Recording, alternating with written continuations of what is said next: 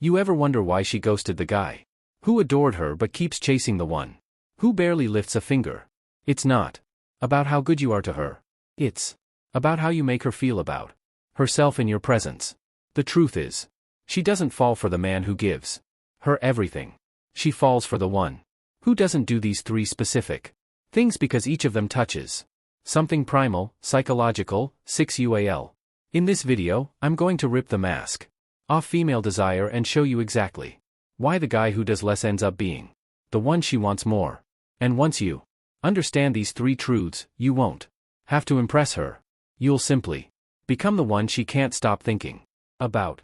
Let's begin. 1. The more he ignores her, the wetter she gets. There's a brutal truth most men don't want to hear.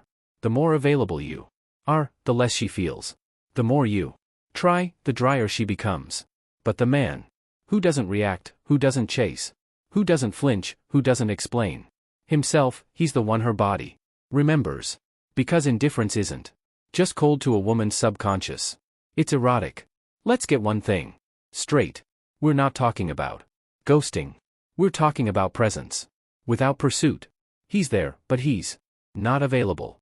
He's watching, observing, silent. And that silence, it pulls her in. Why? Because every other man is chasing her shadow. He's flooding her phone. He's begging for a reply. He's offering her what she didn't ask for. But this man, the one who ignores her games, her moods, her bait, he's the outlier, he becomes the challenge. And nothing turns her on more than a man she can't figure out. See, women are not attracted to what's easy. They're attracted to what makes them feel the unknown, the uncertain, the emotionally dangerous. She doesn't get wet because you sent her roses. She gets wet because you stared at her for 4 seconds longer than you should have and then turned your back like she didn't matter. Now, she's thinking about you in the shower, wondering why you didn't bite the bait.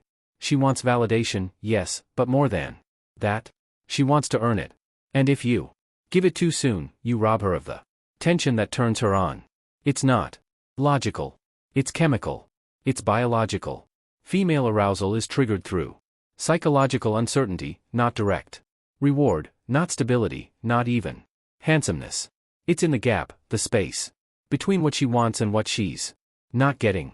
That's where the fantasy lives. And when you ignore her with discipline, not disrespect, you feed that fantasy. You say, I'm not impressed. You say, you're not special. Yet, you say, earn my attention like I'm earning your curves. That's when she changes. That's when the texts come quicker. The tone softens. She starts using exclamation points. She double texts.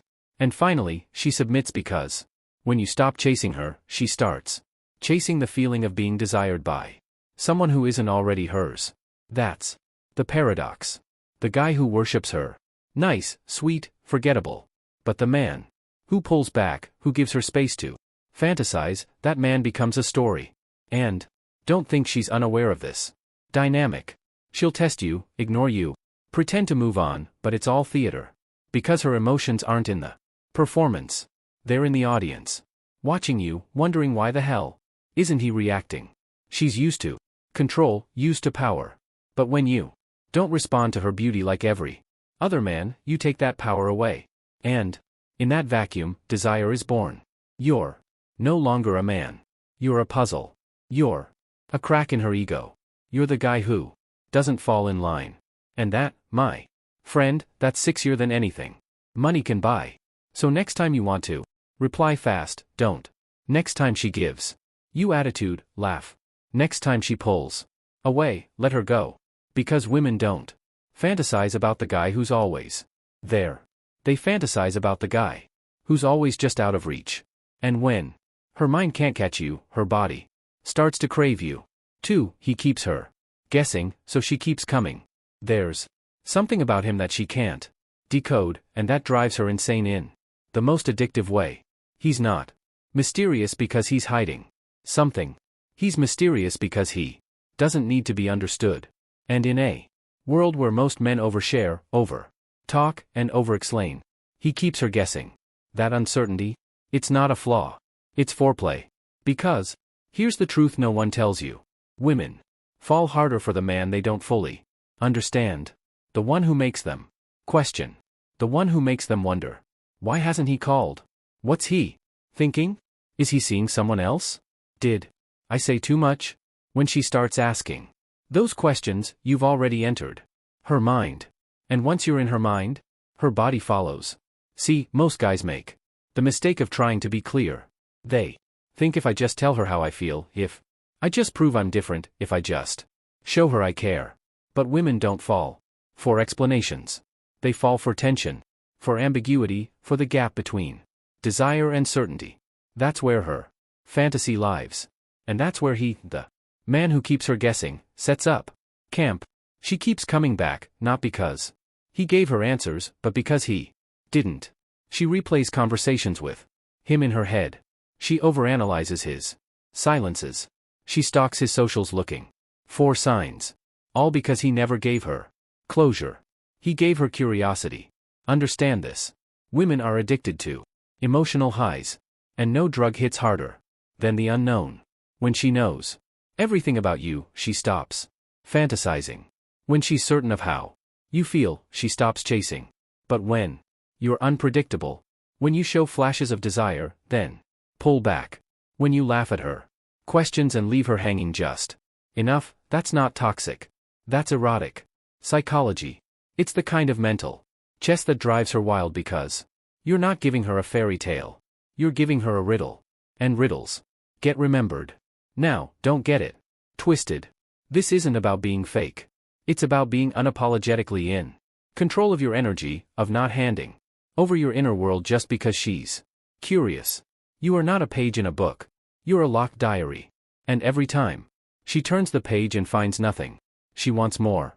And when she can't figure you out, she starts working harder for your attention. She sends longer texts. She dresses differently. She tries to say the right thing. She adjusts for you. That's what happens when you don't play the game. You become the game. Now, let's go deeper. Women aren't just turned on by the mystery of a man. They're turned on by the emotional authority that comes with it. A man who doesn't explain himself is saying, you don't need to understand me to be in my world. That's power. And power to a feminine woman is an aphrodisiac. It's not that he's cold. It's that he's calm. It's not that he's hiding something. It's that not everything needs to be shared. He's whole. He's grounded. And his value isn't up for discussion. That's rare. And women are drawn to what's rare, even if it frustrates them, especially if it frustrates them. So, while every other man is flooding her with attention, paragraphs, explanations, and just wanted to check in messages, he stays still, unmoved, focused on his purpose, letting her emotions chase him instead. She keeps coming not because he pulls her, but because he never chased in the first place. He's not a mystery to manipulate her. He's a man who knows. The moment she's sure of him, the game is over. But when she's unsure, when she's caught in the spiral of doubt and desire, she's hooked willingly, eagerly. Wet because he keeps her guessing. And that means she still cares. 3. He doesn't beg for her time. She texts, he waits, she calls, he doesn't drop everything. She plans, and he schedules her in. This isn't arrogance. It's self-respect. And that self-respect is the ultimate aphrodisiac. Here's the raw truth. When a man begs for her attention, he communicates need. Need is the enemy of desire. It screams, I'm incomplete without you. And no woman falls for a man who places his whole identity in her hands. But the man she can't resist. He's the one who treats her time like a rare commodity. Because, in his mind, his life, his purpose comes first. She's invited into that world, not demanded to fill it. Imagine this. She texts, hey, you free? He shoots back, busy until 8. Let's meet then. Simple, calm, unapologetic. She feels something immediate. A flash of lust, a pang of curiosity, and a spark of respect. Why? Because he doesn't chase her clock. He owns his own. When she realizes she can't bend his schedule at will, she starts calculating. Why is he booked? Is he seeing someone else? Does he value other things more than me? That uncertainty stokes her desire because she craves importance, not as a constant, but as a reward. And when he finally frees up his time for her, she treasures it. It's no longer just a hangout. It's a prize. This dynamic runs deeper than mere logistics. Time is life. By not begging for her time, he signals that his life has meaning, purpose beyond her orbit, and that makes her feel secondary yet special when she earns her slot. It's an erotic power play. The man who gives you everything on demand is predictable. The man who withholds selectively becomes sacred. In the space where she waits, she builds fantasies. What will he wear? How will he touch me? Will he value our moments together? In those fantasies lies true obsession. Think back to every time she's been infatuated. It wasn't with Mr. Available 24/7. It was with the man who made her work for his time. Because in that work she invested desire, imagination, emotion. And investment breeds ownership.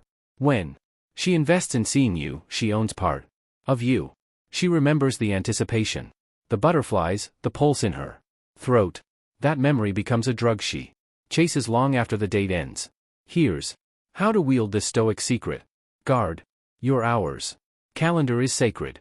Block time for work, for growth, for solitude. If she asks to join, fine. If not, not your problem. Offer options, not excuses. I'm tied up until Friday evening. Would dinner Friday at 9 work? See how that feels. She'll recalibrate her world to include you. Stay engaged, but not at her beck and call. A brief sounds good text is enough. No essay of apologies, no gravel. Use silence as a tool. If she pings you twice, resist. Hold off. Let her imagination run wild. Reward her commitment. When she adjusts her plans for you, make the experience unforgettable. The length of her wait should equal the intensity of your presence. Be warned, this isn't cruelty. It's selective generosity. A true Stoic man gives without expectation but doesn't give everything on demand. Women sense this. They feel the difference between a man who lives for her and one who lives beside her. One begs for her scraps of attention. The other offers his prime moments as a gift. And women don't just fall for gifts. They cherish them. They cling to the memory of that first evening he carved out for her. That first time she saw him side by side with his ambitions. That moment when she realized she's admired, not entitled. That realization, it turns infatuation into obsession. So next time she asks, "What are you doing tonight?" Don't reply instantly. Pause. Consider your options. Then answer on your own terms. Because the man who doesn't beg for her time is the man who earns her devotion. Now be honest. If you've ever chased a woman who pulled away, comment never again. Because today you just saw why. That never works. If you've ever stayed silent, held your ground, and she came crawling back, comment it worked because that's the energy she craves. Let's see where you stand. Drop your line. Claim your growth. And if this video hit deeper than you expected, like, subscribe, and share this with a man who needs to wake up. Because the guys who do less get more and the ones who understand women don't need to chase